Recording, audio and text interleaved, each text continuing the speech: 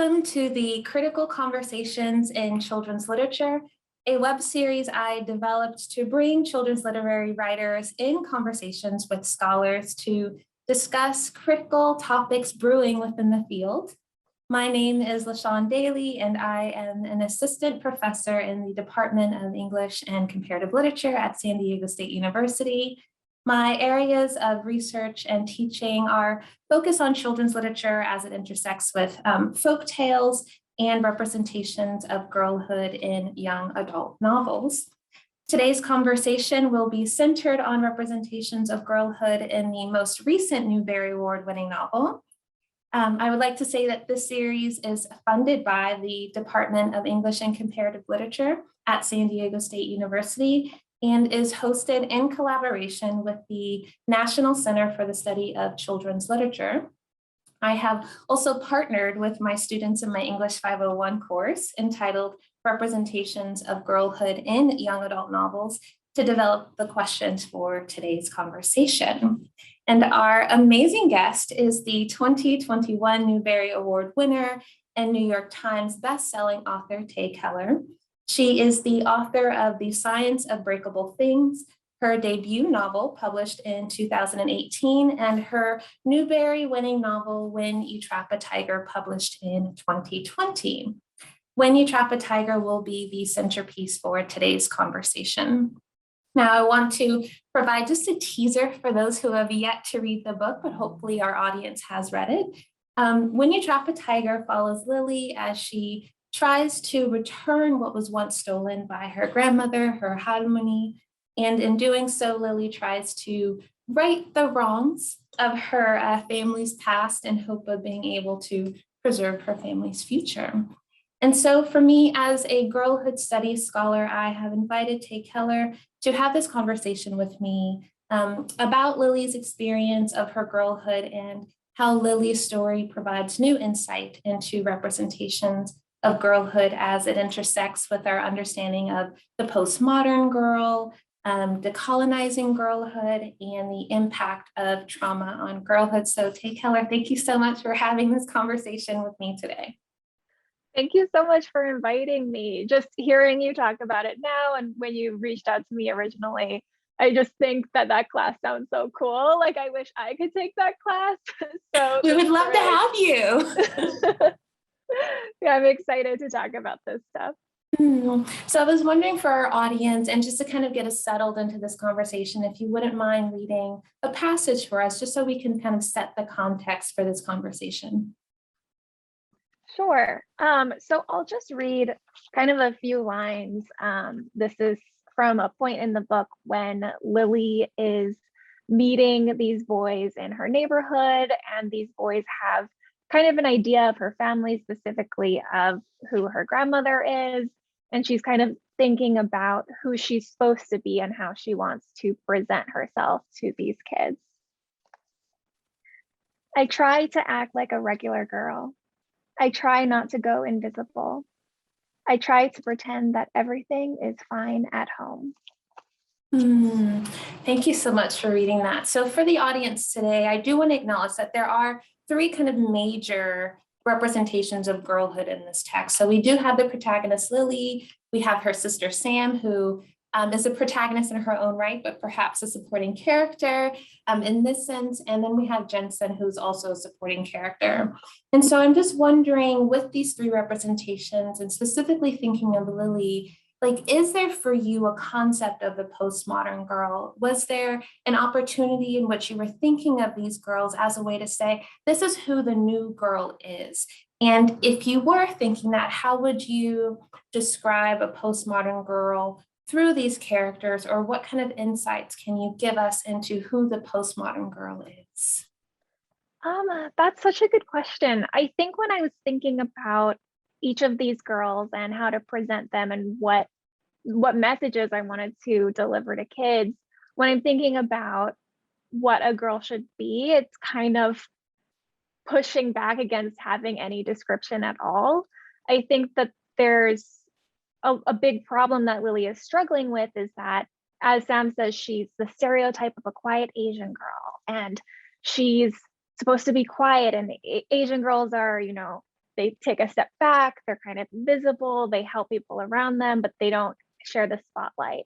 And for Lily, that's a big thing, that she's thinking she feels trapped within this expectation and this stereotype. And when she meets the tiger and she starts to hear about these stories from her family and this concept of these girls in folklore that kind of shapeshift back and forth between tigers and girls, there's this idea that she starts to have about what it means to have a tiger side. And I wanted to kind of present this tiger side not as something with specific traits or qualities that she's supposed to be, but as this idea of her being bigger than the weight of these stereotypes and expectations, and her ability to be more and to encompass so many different descriptions and qualities.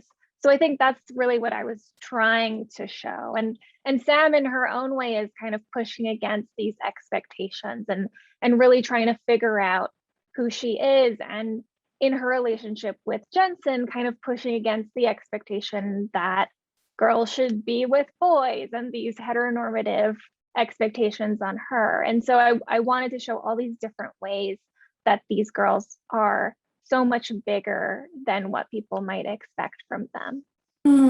So it sounds like to me what you're saying is that girlhood really is an opportunity for exploration, to find out who you are, to find out identity, what your preferences are, how big you can be, and also how small you can be if you choose to, right? And so even kind of acknowledging some of the stereotypes that you feel like you were playing with in the text is still an opportunity for those characters to explore those stereotypes, and if they fit or if they don't fit, as we find out. And I think that's just such a great opportunity, especially because it's written for children, and perhaps girls reading it at this time are thinking, like, who am I? And where is my tiger side? Where does that fit in the story that I am trying to live out? So thank you so much for that. So what I wanted to also touch upon in terms of the postmodern girl, and as you were also explaining, like in terms of queerness and heteronormativity, that there's a particular girlhood studies scholar who her name is Olga Ivaskovich, who kind of looks at the postmodern girl, and she describes her as generally very maternal, pretty, pleasant, very career driven. She's like the concept of kind of the hashtag girl boss. But she performs a very similar heteronormativity.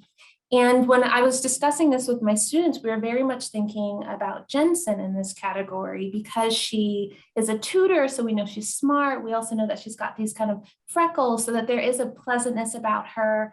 She like plays well, but she also like wants to do the bake sale, right? So she's got this hashtag girl boss situation.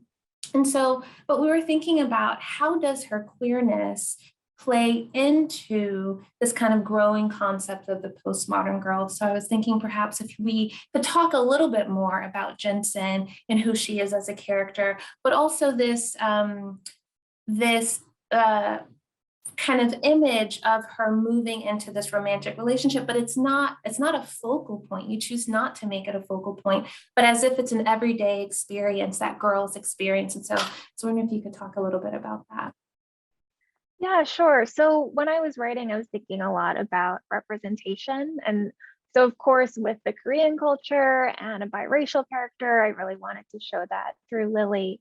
But I was also thinking about representing queer relationships and queer girls and thinking about how important that would have been for me. I didn't really see a lot of that in stories growing up. And so that was very important to me. But I also wanted to make it just natural and just part of Jensen's life and not this big thing with her and Sam, and not a big coming out thing in the story. So I felt like it was very natural to put that at the end. And it's kind of this moment for Lily to reevaluate what she thought was happening. And it's not necessarily like a huge shift for her, but it is a slight shift in her expectations and who she expected to see when she met Jensen. And I also just think beyond the queerness, just showing Jensen in a relationship and showing that she has been having a whole full life outside of Lily and outside of her mentorship role for Lily was really important, because there's so many images and depictions of girls and women only existing in that one role as how they serve the main character. And so I felt like just showing that little moment of, look, this character has a full life happening and she doesn't just disappear when she walks off screen. That felt very important for me to show as well. That's super interesting, because I did feel like Jensen had a full life, and there were certain moments that I kind of wanted to follow Jensen a little bit more, just because she was so already community oriented, and I felt that she would have given us a side of the community that we didn't get to experience with Lily and Sam, because they were still new, right? They were still exploring the town, getting to know everyone, but Jensen was grounded. And what I love about her character is how grounded she is. She's very, she knows who she is. And so to see her in comparison to the other characters, to have us grounded in Jensen's, like, I know who I am, I thought was really, really, really impactful. So thank you for writing in Jensen. I do have to throw in another question, just thinking about how boyhood impacts girlhood. And so we do have this character of Ricky who interacts with a lot of the girls. We definitely see his interaction with Jensen and then sees his interaction with Lily. And so perhaps we can sort of kind of think about how girlhood or how boyhood impacts girlhood. Can you tell us a little bit about Ricky and kind of your insight into how he, as a male character, helps to move the story forward or helps to grow the characters in a particular kind of way? Yeah, so Ricky was a very fun character to write. He's very loud. He kind of is the type to just say everything that pops into his mind. And so as a writer, that's always kind of fun to have a character like that. I think that it's interesting to see him in relation to Lily, because she feels so quiet and she feels all of this weight of, the emotions of the people around her and trying to fix her family and help everybody. And he doesn't, at least to Lily, he doesn't appear to carry the weight of all of those expectations. And I think that so much of that comes from their gendered experiences. And in that scene that I just read a few lines from, when Lily is meeting Ricky's friends, Ricky and Lily have been developing this relationship and this friendship together throughout the book. And when Ricky's friends come in, he kind of shifts into this role of, I'm going to tell you who Lily is. And, I have the authority to do that. And it's kind of something he does without thinking. And this moment creates a real tension with them. And Lily really pushes back against that. And after this incident between them, Lily kind of reacts in a way that is, maybe not advisable, but, she has an emotional reaction to it. And after that, both characters have to really take stock of the way that they reacted and apologize to one another. And it was important for me, it's important for me to show Lily apologizing for what she did, because kids are reading it and that's always an important thing to show. But also to show Ricky kind of realizing how he reacted and apologizing for that and making that connection with her as well. So I wanted to show them, they're both influenced by how they've grown up and how the world has treated them, but they're also both able to learn and grow from one another.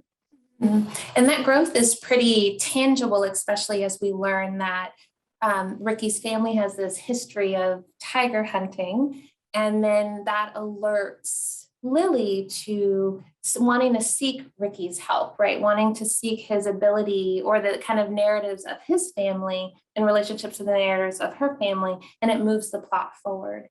And so in thinking of this concept of the stories that are told from our parents and our grandparents and the stories told within our own communities, There's another girlhood studies scholar, an Indigenous scholar, who kind of thinks about this term called presencing.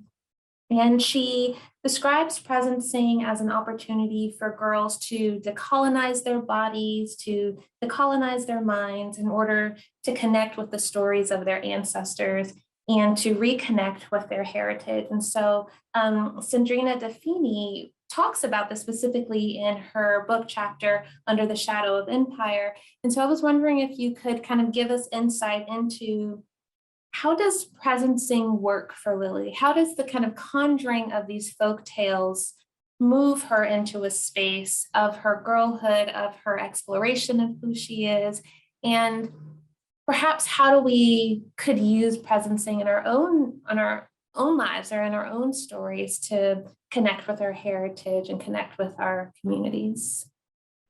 Yeah, so this is a really personal question for me because so much of Lily's journey of learning her family history and learning to pull in the lessons of her ancestors was my journey while I was writing the book. And I think this might be kind of like a long-winded answer, so bear with me. But when I was thinking about what it means to connect with our family stories and our ancestors, I was thinking a lot about the ways that my ancestors connected with their stories, the ways that they were able to do that and the ways that they were not.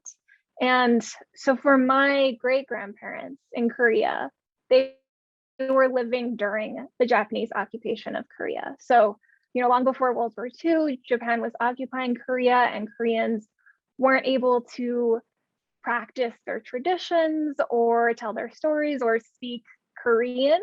And if they did, if they were to try to connect with their culture, there was always this threat of violence and it was dangerous to do so.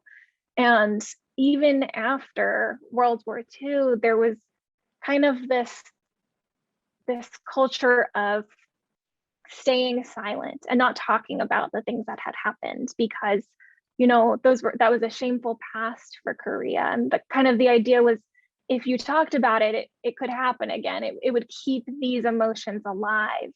And that was especially true for women in Korea and women who had suffered from the comfort women camps where, Japanese soldiers took Korean women and put them in these sex labor camps that were visited by Japanese soldiers and American soldiers. And there was so much trauma that was silenced.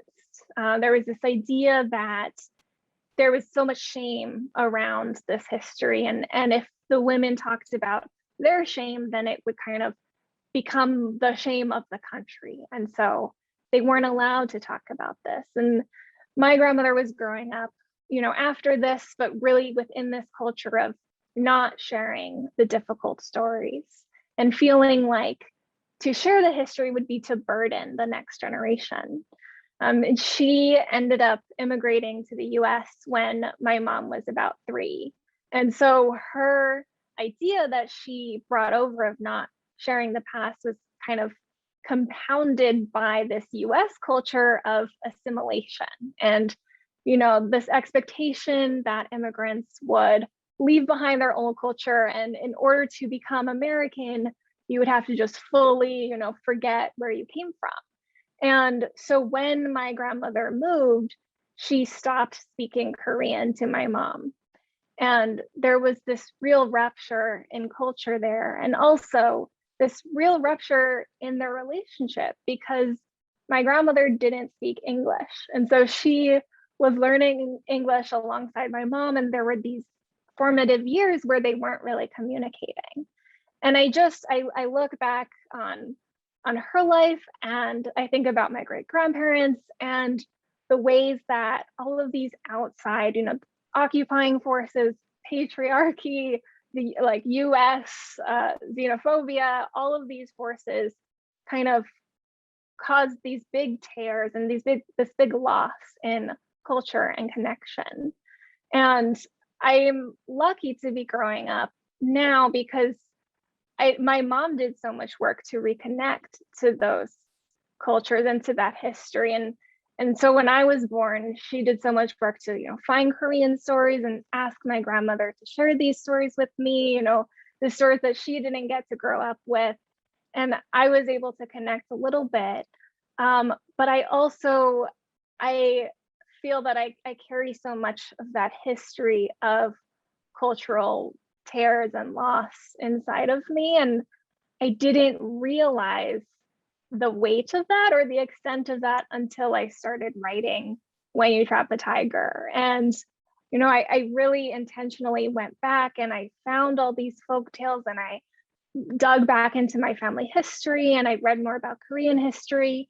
And doing that, kind of digging back into the past and finding out where I came from was such a healing experience in a way that I didn't even realize how much I needed to heal until I was doing the work of it.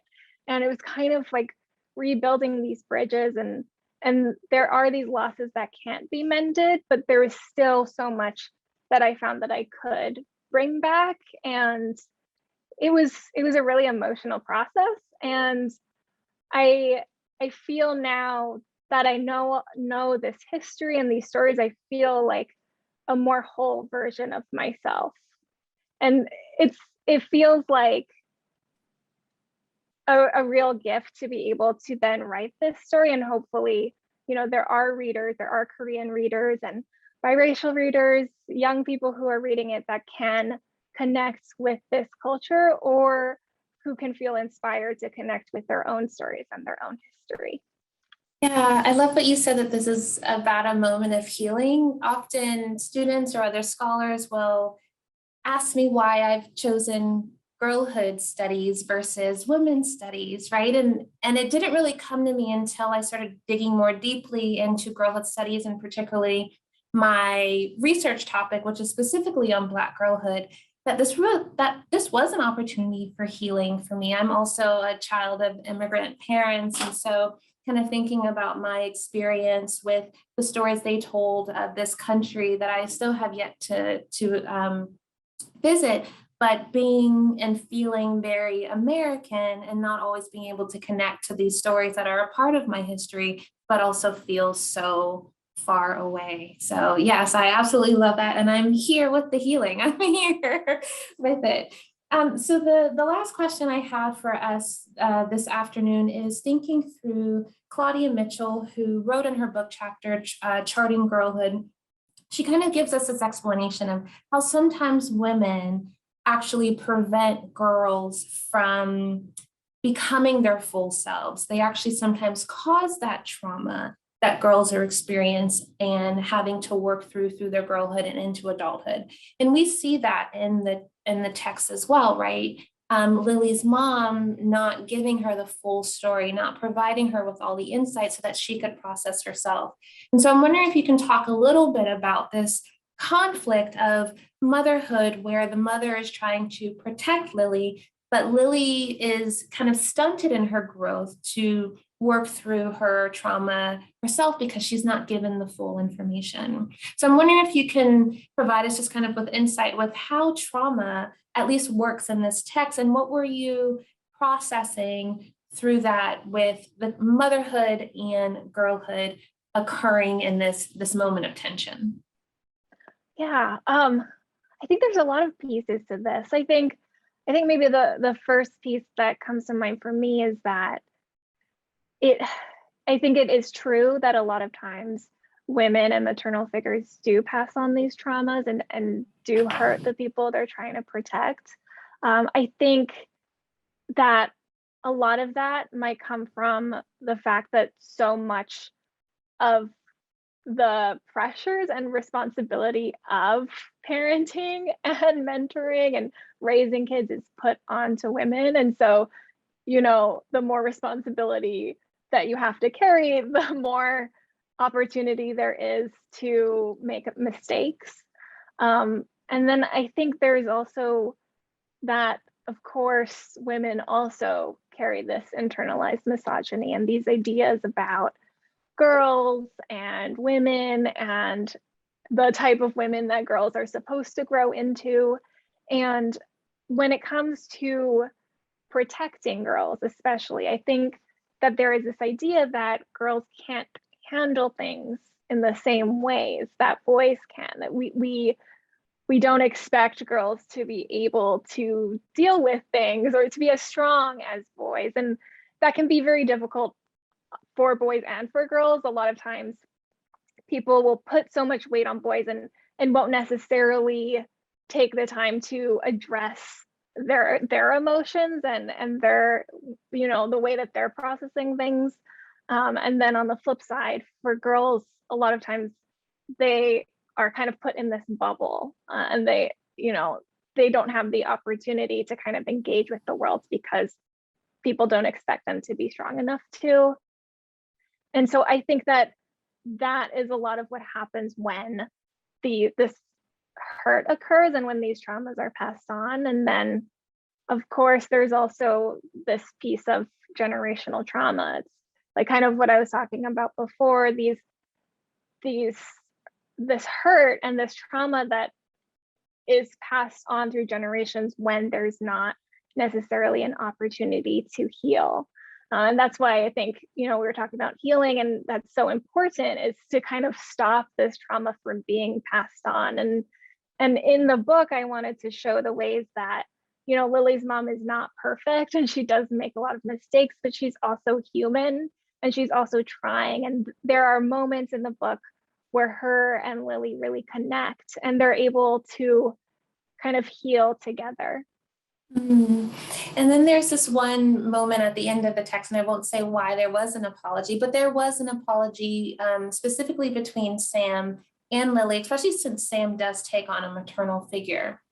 I am wondering, in terms of that apology, because there wasn't like a conversation around it, how should the reader feel? For some reason, I wanted that apology to be an entire chapter, right? For Sam to say, here are all the ways in which I failed you as a sister. I should also say I'm the youngest. So I also have an older sister. And I wanted her to like claim all of the ways in which she misguided Lily, in which she hurt Lily. But yet there is this kind of just simple apology, like I didn't know. And so I'm wondering why it was simple, even though I know that there was a lot of weight behind it. And can it sometimes be that simple to give an apology, as opposed to the kind of belaboring, here are all the reasons why I'm not a perfect human being and therefore I'm sorry, versus I didn't know and I'm sorry. Yeah, so I think that apology was really crucial. I really wanted to show it on the page and to have it in the book, because Sam does hurt Lily, and I wanted to acknowledge that. But I think in this idea of this big apology, I didn't want to put so much of this weight onto Sam, because she, in the book, she's 15, so she's also a kid, and I, you know, she's trying and she doesn't do things perfectly, and she's also struggling under all of these expectations that she has, and you know, all the pressures that she has, and the ways that, you know, this trauma is being passed down onto her and then onto Lily. And so it is on Sam to apologize for her role in that, but it is not fully originating from her.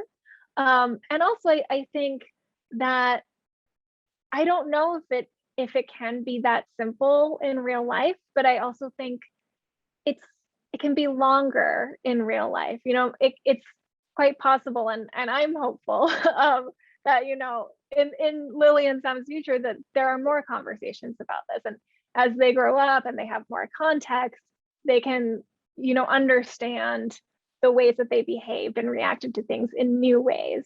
And so I think that I kind of wanted to give this sense of, you know, there's still more yet to come.